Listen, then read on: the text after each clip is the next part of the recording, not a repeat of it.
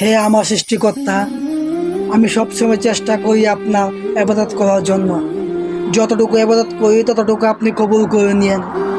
এই দুনিয়ার বাস্তবতার দিকে তাকিয়ে আমি বারবার গুনার কাছে লিপ্ত হয়ে যাই। আমি সে সকল পাপ কাজ থেকে মুক্তি চাই, যে পাপ কাজের ফলে আপনি আমার কাছ থেকে দূরে সরে গিয়েছেন। আমি বড় অসহায় হয়ে পড়েছি আল্লাহ। হে আমার সৃষ্টিকর্তা, আপনি আমাকে রক্ষা করেন।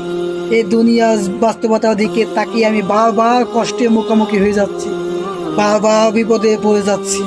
আপনি আমাকে রক্ষা করেন। আমাকে এমন একটি হালাল ইনকাম করার পথ খুঁজে দেন, যে পথে চলে আপনিও খুশি হবেন, আর আমি দুনিয়াতে সুন্দরভাবে জীবনযাপন করতে পারবো।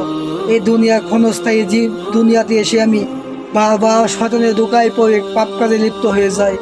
হে আমার সৃষ্টিকর্তা, আপনি আমাকে রক্ষা করেন। আপনি ছাড়া তো দুনিয়াতে আর কেউ নাই। সকল মানুষ স্বার্থের জন্য কাছে আসে, সকল মানুষ স্বার্থের জন্য ভালোবাসে। একমাত্র আপনি সৃষ্টি করেছেন স্বার্থ ছাড়া। আপনি সৃষ্টি করেছেন মানব জাতিকে খুব স্নেহ ভালোবাসা মর্যাদা দিয়ে। আপনি আমাকে রক্ষা করেন।